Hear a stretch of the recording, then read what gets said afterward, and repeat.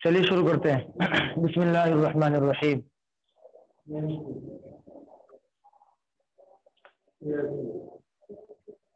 تیسرا سبق پڑھاتے ہیں آج. سبق نمبر 3.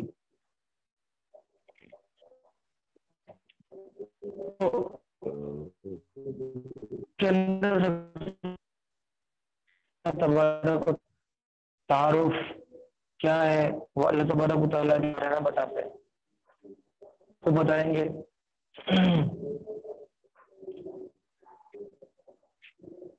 چونکہ اللہ تبارک و تعارف ایک ایسی چیز ہے کہ جب تک ہمیں اللہ کا تعارف سمجھ نہیں آئے گا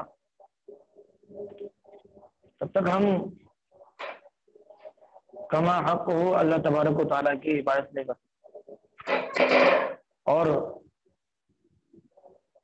تب تک ہم اللہ تبارک و تعالیٰ سے اپنی ضروریات کو، اپنے خیالات کو، اپنے مقاصد کو اللہ کے سامنے پورے طور پر نہیں رکھ سکتے. کیونکہ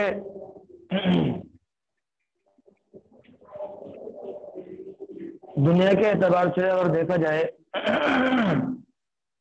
تو جب تک کسی انسان کا کسی انسان سے تعارف نہیں ہوتا تب تک نہ تو وہ اس کی بات سنتا ہے نہ سمجھتا ہے، اور اس سے کوئی بات کرنا بھی نہیں چاہتا. بعض مرتبہ اس کا کوئی خوف دل میں نہیں آتا، اس کا کوئی اکرام دل میں نہیں آتا جب تک کہ ہمیں کسی کا تعارف نہ ہو. اگر کسی کا تعارف ہو جائے، مثلا کوئی بڑا ادھیکاری ہو، تو یہ کہ کوئی بڑا اللہ والا ہو، تو جب تک ہمیں اس کا پوری طریقے سے تعارف نہیں ہوگا، نہیں سمجھ میں آئے گا، تو ہم اس کا پوری طور پر حق ادا نہیں کر سکتے. تو اللہ تبارک و تعالیٰ کی ذات بھی ایسی ہی ہے کہ جب تک ہم اللہ تبارک و تعالیٰ کا تعارف پورے طور پر نہیں سیکھیں گے اور نہ اس کو سمجھیں گے تو پھر اللہ تبارک و تعالیٰ کی ذات ہمیں سمجھ میں نہیں آتی، نہ ہی اللہ تعالیٰ کی قدرت سمجھ میں آ سکتی اور نہ ہی اللہ تعالیٰ کی طاقت ہمیں سمجھ میں آ سکتی.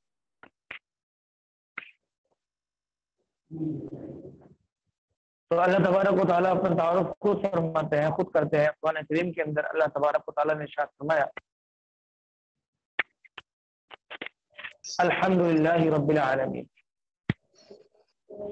الحمدللہ رب العالمین. یہ اللہ تعالیٰ اپنا تعارف کرا رہے ہیں کہ تمام تعریفیں اللہ کے لیے جو تمام جہانوں کا پالنہار ہے، تمام جہانوں کا رب ہے، سب کو پالنے والا ہے، سب کو روزی دینے والا ہے، سب کا خالق و مالک ہے. تمام کی تمام تعریفیں، جتنی بھی دنیا کے اندر تعریفیں ہیں، یہ تمام کی تمام تعریفیں یہ اللہ ہی کے لیے ہے جو تمام جہانوں کا پالنہار ہے. آگے فرماتے الرحمن الرحیم، جو بڑا مہربان اور نہایت رحم والا ہے، بڑا مہربان بھی ہے اور بہت زیادہ رحم کرنے والا بھی ہے. آگے فرماتے ہیں مالکی یوم الدین، اور اسی کے قبضے قدرت میں سب کچھ ہے، یعنی کہ وہ قیامت کے دن کا بھی مالک ہے کہ قیامت کے دن کیا ہوگا، کس کو کیا ملے گا، اور 50,000 سال کا جو دن ہوگا کس طریقے سے لوگوں کا حساب ہوگا، اتنی ساری مخلوق اور تمام کے تمام لوگ اول آخر موجود ہوں گے، کس طریقے سے ان کا حساب ہوگا. تو اس کے بارے میں فرمایا مالکی یوم الدین کہ وہ بدلے کے دن کا بھی مالک ہے، قیامت کے دن کا بھی مالک وہی ہے، اسی کے قبضے قدرت کے اندر سب کچھ ہے. ایاک نعبد، کہ ہم اسی کی عبادت کرتے ہیں. ایاک نعبد، ہم اسی کی عبادت کرتے ہیں. وَإِيَّاكَ نَسْتَعِينُ، اور ہم اسی سے مدد چاہتے ہیں. یہ اللہ کا تعارف ہے.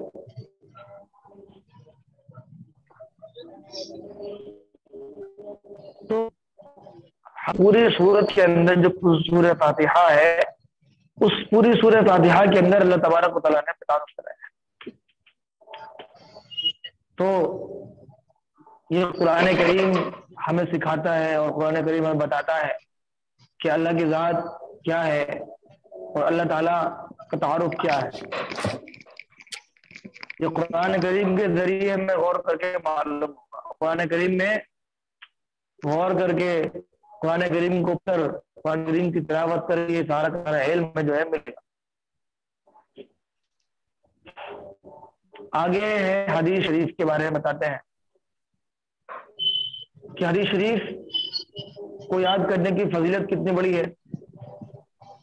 جو حضور پاک صلی اللہ علیہ وسلم نے ارشاد فرمائے ان کو یاد کرنا اور ان پر عمل کرنا، یہ سارے کی ساری چیزیں مستقل الگ ثواب رکھتی ہیں. آپ علیہ السلام نے فرمایا ایک فضیلت ہے حدیث شریف کی فضیلت، فرمایا کہ جو میری امت تک دین پہنچانے کے لیے 40 حدیث یاد کرے گا، جو میری امت تک دین پہنچانے کے لیے یا میری امت کے جو کام ہیں ان تمام کے تمام کاموں کے اندر میرے حدیثوں کے ذریعے دین پہنچایا جائے، تو فرمایا کہ جو 40 حدیثیں حفظ کرے گا میری امت تک پہنچانے کے لیے، تو اللہ تبارک و تعالیٰ اس کو فقیہ بنا کے اٹھائیں گے. فقیہ کہتے ہیں سمجھدار، دیندار. اللہ اسے علم سے نوازیں گے، اللہ تعالیٰ اسے علم سے نوازیں گے جو اللہ کے لیے اور جو حضور پاک صلی اللہ علیہ وسلم کی امت تک پہنچانے کے لیے 40 حدیثیں حفظ یاد کرے گا. تو اس کے لیے یہ فضیلت ہے. اور آگے بھی ہے، آگے فرمایا کہ میں اس کا سفارشی بنوں گا، میں اس کو گواہ بنوں گا. کس نے فرمایا؟ آپ علیہ السلام.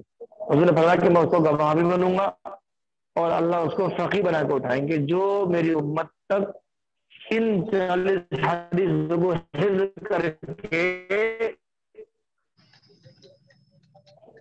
جائے گا، امت کو سمجھائے گا، دین پہنچائے گا حدیثوں کے ذریعے. تو یہ حدیث شریف کی فضیلت ہے. تو اس لیے جب اتنی بڑی فضیلت ہے تو ہمیں انشاءاللہ یہ نیت بھی کرنی ہے، کوشش بھی کرنی ہے کہ کم از کم 40 حدیث ہے تو ہم اللہ کے لیے آپ علیہ السلام کی امت تک پہنچانے کے لیے 40 حدیثیں حفظ یاد کر لیں. آگے ہے تقدیر کے بارے میں، یعنی عقائد کے بارے میں، کہ ہمارے عقائد چونکہ بتایا تھا کہ جو ہمارا سبق ہے اور ہمیں جو روزانہ سبق پڑھایا جائے گا تو اس میں 5 مضمون ہوں گے. پہلا قرآن ہوگا، پھر حدیث ہوگی، اس کے اندر عقائد کے بارے میں بتایا جائے گا، پھر مسائل کے بارے میں بتایا جائے گا، اور پھر اس کے بعد میں دعائیں، یعنی ایک دعا روزانہ جو روزمرہ کی دعائیں ہیں ان کو سکھایا جائے گا. تو تیسرا نمبر کیا ہے؟ عقائد ہمارے جب درست ہوں گے تو ہمیں اللہ تبارک تعالیٰ سے جو ہمارے عقائد اور ہمارے جو ہمارا گمان ہوگا اللہ کے ساتھ، یہ کہ جو ہمارا یقین ہوگا وہ بڑا ضروری ہے کہ وہ درست ہو. کیونکہ جب تک عقیدہ انسان کا درست نہیں ہوتا تو جو چیز اس کو سمجھ میں آتی ہے پھر وہ کرتا ہے. جب ہمارے عقائد درست ہوں گے تو پھر ہم وہ کام کریں گے جن کو کام کرنے کا اللہ نے حکم دیا ہے. فرمایا کہ عمومی قدرت اور تقدیر باعث تعالیٰ، فرمایا کہ اللہ تعالیٰ اپنے کیے ہوئے فیصلوں کو تبدیل کرنے پر قادر. جو عقائد ہے ہمارے عقیدوں میں سے ایک عقیدہ یہ بھی ہے کہ اللہ تبارک و تعالیٰ نے ہر چیز کو پیدا فرمایا ہے اور ہمیں رکھنا ہے کہ اللہ تعالیٰ نے جس طریقے پر ہر چیز کو پیدا فرمایا ہے اور ہر چیز کو قدرت دی ہے، ہر چیز کو اللہ نے زندگی بخشی ہے اور ہر چیز کو اللہ نے بنایا ہے تو اللہ تبارک تعالیٰ انہیں دوبارہ تبدیل کرنے پر بھی قادر ہے۔ یہ ہمیں عقیدہ یہ بھی رکھنا ہے کہ اللہ تعالیٰ نے جو بھی چیزیں پیدا فرمائی ہیں اپنے حکم سے اور اپنے فیصلے سے، تو اللہ اپنے فیصلوں کو تبدیل کرنے پر بھی قادر ہیں، لیکن کیا کہ اللہ تعالیٰ بدلتے نہیں ہیں فیصلوں پر۔ قدرت تو اللہ کو ہے کہ تبدیل کر سکتے ہیں، لیکن کیا ہے کہ اللہ کی عادت نہیں ہے، اللہ کی قدرت ہے۔ بہرحال اللہ کی اپنے فیصلوں کو تبدیل کرنے پر قدرت ہے، لیکن اللہ کی عادت نہیں ہے۔ جس طریقے پر اللہ تبارک و تعالیٰ زندگی بخشتے ہیں اور اس کے بعد میں موت دیتے ہیں، تو اللہ تبارک و تعالیٰ دوبارہ زندہ کرنے پر بھی قادر ہے۔ اللہ تبارک و تعالیٰ بغیر ہاتھ پر کھلانے پر بھی، پیٹ بھرنے پر بھی قادر ہے، لیکن کیا کہ اللہ کی عادت نہیں ہے۔ تو اسی کے اندر ہمیں یہ عقیدہ رکھنا ہے کہ جس طریقے پر اللہ نے ہر چیز کو اپنے قدرت سے پیدا فرمایا ہے، تو اللہ تبارک و تعالیٰ اپنے فیصلوں میں تبدیلی کرنے پر بھی قادر ہے، لیکن وہ کرتے نہیں ہے کیونکہ وہ اللہ کی وہ عادت نہیں ہے۔ تقدیر باری تعالیٰ، اب تقدیر باری تعالیٰ کیا ہوتی ہے؟ تقدیر باری تعالیٰ کا مطلب یہ ہے کہ اس عالم میں جو کچھ بھی ہوتا ہے، اس پوری دنیا کے اندر پورے عالم میں جو کچھ بھی ہوتا ہے وہ اللہ کو پہلے سے ہی اس کا علم ہوتا ہے۔ جو کچھ بھی ہوتا ہے یا ہو رہا ہے یا ہوگا آئندہ، ان تمام کا تمام کا علم اللہ کو پہلے سے ہی موجود ہے، اور اللہ اپنے علم کے موافق ہر چیز کو پیدا فرماتے ہیں۔ اللہ تبارک و تعالیٰ جو ہے اپنے علم کے مطابق، علم کے موافق اللہ ہر چیز کو پیدا فرماتے ہیں اپنے علم کے موافق، کیونکہ انسان کا وہ ذہن نہیں ہو سکتا اور انسان کی وہ سوچ نہیں ہو سکتی، تو اس لیے اللہ تبارک و تعالیٰ ہر چیز کو اپنے علم کے موافق پیدا فرماتے ہیں۔ اور تقدیر علم الہی کا نام ہوتا ہے۔ تقدیر جو کہتے ہیں تو تقدیر ہے علم الہی کا نام، نہ کہ امر الہی کا۔ تقدیر جو ہے وہ علم الہی کا نام ہے، جو چیز اللہ کے علم میں ہے اس کو تقدیر بولتے ہیں۔ یہ عقائد کے بارے میں ہوا۔ اب اس کے آگے ہیں مسائل۔ مسائل میں کیا ہے؟ مسائل میں سب سے پہلے بیان فرمایا کہ جھوٹے پانی کا حکم۔ پانی ہے ہمارے پاس رکھا ہوا ہے، موجود ہے، تو اب وہ پانی جھوٹا ہو گیا، تو اب اس پانی کا کیا حکم ہے؟ جھوٹے پانی کا تو جھوٹے پانی کا حکم ہے کہ جو حکم جاندار کے گوشت کا ہے وہی حکم اس کے پسینے کا اور لعاب کا اور اس کے جھوٹے کا ہے۔ یعنی جن جانوروں کا گوشت کھایا جاتا ہے، جو حلال جانور ہیں جن کا گوشت کھایا جاتا ہے، تو ان کا جھوٹا پاک ہے، ان کا لعاب بھی پاک ہے، جن جانوروں کا گوشت کھایا جاتا ہے۔ لیکن اس کے آگے بلی کا جھوٹا، نمبر 2، بلی کا جھوٹا پاک ہے۔ بلی کا جھوٹا تو پاک ہے، لیکن اس سے طہارت حاصل کرنا یہ مکروہ تنزیہی ہے۔ مثلا پانی بھرا ہوا ہے، وہ پانی میں بلی نے منہ ڈال دیا، اب بلی نے منہ ڈالنے کے بعد پانی پاک تو ہے، لیکن ہے کہ وہ ہونے کے باوجود اس سے حاصل کرنا مکروہ تنزیہی ہے۔ مکروہ جس کو بولتے ہیں نا مکروہ، آپ لوگوں نے سنا ہوگا کہ بھئی یہ کام مکروہ ہے، یہ عمل مکروہ ہے۔ تو مکروہ کا مطلب ہوتا ہے کہ ثواب کے اندر کمی آ جاتی ہے، کراہت پیدا ہو جاتی ہے، اس عمل کے اندر کراہت پیدا ہو جاتی ہے۔ تو بلی کا جھوٹا پاک ہے، لیکن اس سے پاکی حاصل کرنا، وضو وغیرہ غسل وغیرہ کرنا، اس میں کیا ہے کہ یہ مکروہ تنزیہی ہے۔ نمبر 3 ہے چوہے، سانپ اور چھپکلی وغیرہ کا جھوٹا، یہ مکروہ ہے، یہ تنزیہ بھی نہیں ہے، یہ سیدھا ایک مکروہ ہے۔ بلی کا، چوہے کا جھوٹا، سانپ کا جھوٹا یا پھر چھپکلی وغیرہ کا جھوٹا، ان تمام جانوروں کا جھوٹا جو ہے یہ مکروہ ہے۔ آگے ہے نمبر 4، گدھے، کچر کا جھوٹا، اس میں شک ہے، یہ مشکوک ہے۔ گدھے کا جوتا یا کچھر کا جوتا یا یہ کہ اس جیسے اور جانوروں کا جوتا وہ کیا ہے کہ مشکوک ہے گدھے کچھر کا، یعنی پاک تو ہے لیکن اس بات میں شک ہے کہ اس سے طہارت حاصل ہوتی ہے یا نہیں ہوتی ہے۔ اسی پانی میں گدھے نے کچھر نے منہ ڈال دیا تو اب اس میں کیا ہے کہ پاکی حاصل ہم اس سے کرنا چاہیں گے تو اس میں شک رہے گا کہ اس سے ہماری پاکی حاصل ہوئی یا نہیں، تو بہتر ہے جس چیز میں شک پیدا ہو جائے اس چیز کو ہمیں چھوڑ دینا چاہیے۔ ہمیں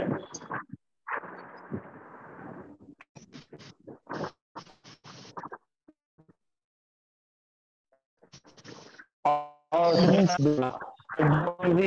دعا ہے بیت الخلا میں جانے کی دعا کیا ہے؟ اللہم انی اعوذ بک من الخبث والخبث، یعنی کہ میں اللہ کے نام سے شروع کرتا ہوں، بسم اللہ کہ اللہ کے نام سے شروع کرتا ہوں، اللہم انی اعوذ بک کہ اے اللہ میں تیری پناہ چاہتا ہوں خبیث جنات اور خبیث جنات میں، یعنی میل اور فیمیل جو جنات ہوتے ہیں، شریر جنات، فسادی جنات، شریر جنات، تو ان تمام سے میں اللہ تیری پناہ چاہتا ہوں، یہ دعا کا مطلب ہے۔ اور بیت الخلا میں جو جاتے ہیں تو جانے کا طریقہ بھی سن لیں دعا کے ساتھ ساتھ کہ بیت الخلا میں جاتے ہیں تو بیت الخلا میں پہلے ہم الٹا پیر رکھتے ہیں، بایاں پیر رکھتے ہیں اور سر ڈھک کر کے جانا چاہیے۔ بیت الخلا میں کبھی بھی بغیر سر ڈھکے نہیں جانا چاہیے، سر ڈھک کر کے جانا چاہیے۔ اور جب باہر نکلے بیت الخلا سے فارغ، اور ہاں ایک چیز اور، دعا جو ہمیں پڑھنی ہے وہ بیت الخلا میں جانے کے بعد نہیں پڑھنی ہے بلکہ بیت الخلا جانے سے پہلے پڑھنی ہے، گیٹ سے پہلے، اندر جانے کے بعد نہیں پڑھنی۔ اور جب فارغ ہونے کے آنا ہے تو فارغ ہونے کے بعد باہر آ کے دعا پڑھنا ہے، نہ کہ اندر ہی پڑھ کے، اندر نہیں پڑھنا، باہر آ کے پڑھنا ہے۔ شروعات بھی باہر سے کرنی ہے اور آنے کے بعد بھی باہر پڑھنی ہے۔ جانے کا طریقہ الٹے پیر سے جائیں گے اور سیدھے پیر سے جو ہے پہلے باہر آئیں گے، پہلے سیدھا پیر رکھیں گے بعد میں الٹا پیر رکھیں گے، اور سر ڈھک کر کے ہمیں بیت الخلا میں جانا ہے۔ ٹھیک ہے، سمجھ میں آ گیا سب کو؟ سلیم صاحب سمجھ میں آ گیا؟ ہاں ٹھیک ہے مولانا صاحب، سمجھ میں آیا سب۔ اچھا اچھا، تو کوئی کوشچن، کوئی پوچھنا، کوئی سوال تو پوچھ لے، کوئی بات سمجھ میں نہیں آئی ہو اللہ کے تعارف تو کے وہ بارے میں آگے تھوڑا بڑھتے ہیں۔ جی کہ اللہ کے تعارف کے بارے میں اور اللہ تعالیٰ کو سمجھ نہیں آیا مجھے اللہ کے تعارف کے بارے اللہ کے تعارف میں اور کچھ بولیے۔ اللہ تعالیٰ کا، جی ہاں بولے جی بس علم کے جو علم کا سورہ ہے الفاتحہ سورہ ہی ہے، بس تعارف یا اور جگہ پہ بھی ہے تعارف؟ اللہ تعالیٰ کا تعارف، جی میری آواز آ رہی ہے آپ؟ نہیں اللہ تعالیٰ کا تعارف تو بہت ساری جگہ پر ہے جی، اللہ تعالیٰ کا تعارف تو ہر جگہ پر ہے، ہر جگہ پر، ہر جگہ پر ہے، بلکہ قرآن کریم کے اندر اللہ تعالیٰ نے وہ کیا نام اس کا کہ خود فرمایا وفی انفسکم افلا تبصرون، اللہ تعالیٰ کا تعارف یہ اللہ تعالیٰ فرماتے ہیں کہ تم خود اپنے اندر غور کر کے دیکھو، اب وفی انفسکم افلا تبصرون کہ تم اپنے اندر غور نہیں کرتے تو تم سمجھتے نہیں ہو، خود اپنے اندر غور کرو تمہیں کس انداز سے فرمایا ہے اور کس طریقے سے اللہ کا تعارف ہے۔ میں ایک بار اسی بات پر ایک چھوٹا سا واقعہ آپ کو چھوٹا سا واقعہ سنا دوں، سمجھ میں یاد آ گیا، غالباً امام ابو حنیفہ رحمہ اللہ کا واقعہ ہے۔ وہ انہوں نے ایک بوڑھی اماں سے معلوم کیا کہ اماں جان آپ نے اللہ کا تعارف کیسے حاصل کیا، یعنی اللہ کو کیسے پہچانا، تعارف کا مطلب ہوتا ہے کہ ایک دوسرے کو پہچاننا۔ इंट्रोडक्शन इसी तरह, और इंट्रोडक्शन का मतलब एक दूसरे को पहचान कराना होता है। तो अल्लाह ताला का तारुफ के बारे में मालूम किया कि तुमने अल्लाह का तारुफ कैसे किया हासिल, तो फरमाया कि मैंने अल्लाह का तारुफ अपने चरखे से हासिल किया। यानी जिस चरखा जो होता है, पहले बड़ी बुढ़िया चरखा काटती थी, इस तरह रुई वाला जो होता है, समझते हैं आप? जी समझते चरखे को? जी जी हाँ मुझे पूछना है एक। हेलो, हाँ जी जी हेलो, मेरी आवाज, मुझे पूरी बात बैतुल बताओ खला आज की की। दुआ के बारे में वो पूछना है। उन्होंने अपने चरखे में ना, नहीं आधी आधी बताऊंगा कि मैं अल्लाह को अपने चरखे से पहचाना है। जब मैं इस छोटे से चरखे चलाती हूँ तो चल जाता है, और जब मैं उसको बंद कर देती, चलाना छोड़ देती हूँ तो ये रुक जाता है। तो जब इतनी सी चीज बगैर चलाए नहीं चल सकती, तो ये इतना बड़ा निजाम आलम जो चल रहा है कि बगैर चलाए नहीं सकता, इसका चलाने वाला कोई मौजूद है। तो मैंने इसको अल्लाह को पहचाना अपने तरीके से। और इसी तरीके से जी अल्लाह तबारक व तआला जो दुनिया के अंदर निशानियां भेजी है, बहुत सारी ने पहले फरमाई है। आगे फरमाया अफला ज़रूना इलल इतनी कई मखूल फरमाया गया, तो ऊँट को नहीं देखते, उनको किस तरह से फरमाया है, क्या उसके अंदर फिट रखी है। वही समाई गई पर क्या आसमान को किस अंदाज से क्या है, आसमान कैसे, लेकिन इसके अंदर अल्लाह का तारुफ, हर चीज के अंदर क्या है, अल्लाह का तारुफ। समझ रहे हैं आप मेरी बात? जी हाँ जी हाँ, समझ में आ गया। जी हाँ जी जी, तो ये भी हम अपने अंदर करें, अल्लाह के अंदाज से पैदा फरमाया है, और किसी किसी कुदरतें अंदर फरमाई दुनिया के अंदर, किसी किसी चीजों को अल्लाह ने पैदा फरमाया है। ये सारी चीजें हैं। अच्छा, जो बच्चों को दुआ के मालूम जैसे क्या मालूम पड़े,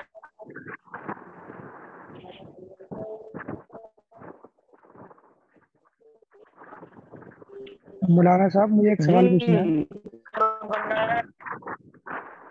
आवाज नहीं आ रही है। मौलाना साहब, जी बैतुल खला में जाने की दुआ जो है, हाँ बोले। अल्लाहुम्मा इन्नी आउज़ु बिका, उससे पहले जो बिस्मिल्लाही पढ़ना जरूरी है, या अल्लाहुम्मा इन्नी आउज़ु बी पढ़ के पूरी काफी है? पूरी बैतुल खला है। इसमें असल में क्या है, बिस्मिल्लाह का मतलब है कि मैं अल्लाह के नाम से शुरू करता हूँ। हमें हमें तो हर चीज को अल्लाह के नाम से शुरू करना है ना, जी, समझ रहे मतलब हैं आप? पूरी बिस्मिल्लाह पढ़ेंगे, बिस्मिल्लाही और अल्लाहुम्मा इन्नी आउज़ु बी ऐसे स्टार्ट सिर्फ करें?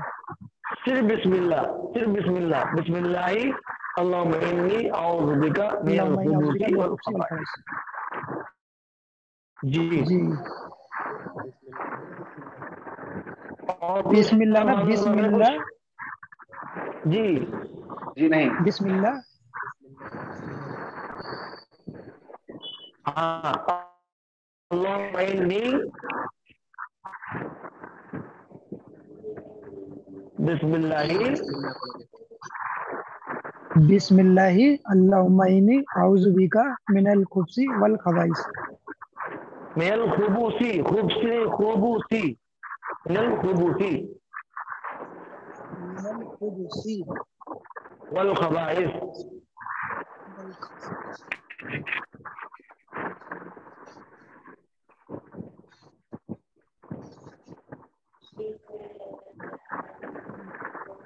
हेलो। जी सर आपने बोला था फ्राइडे को ये मुफ्ती कासमी लेंगे क्लास। हाँ, वो फ्राइडे को मैंने बोला था, वो असल में मुझे बताया था उन्होंने, लेकिन पता नहीं फिर उन्होंने बोला कि वहाँ आप ही लेना इलाज। अच्छा चलिए ठीक है, यही पूछा। हाँ, वो शायद ले लें बाद में, कभी कभी भी ले सकते हैं वो। ठीक है यही पूछा। ठीक, किसी को और मालूम मौला कुछ करना है?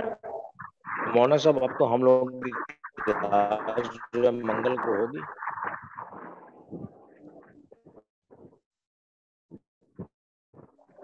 जी जी मंगल को।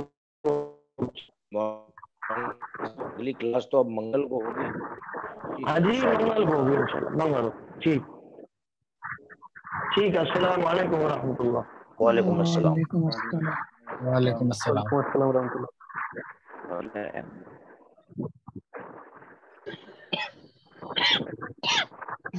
भाई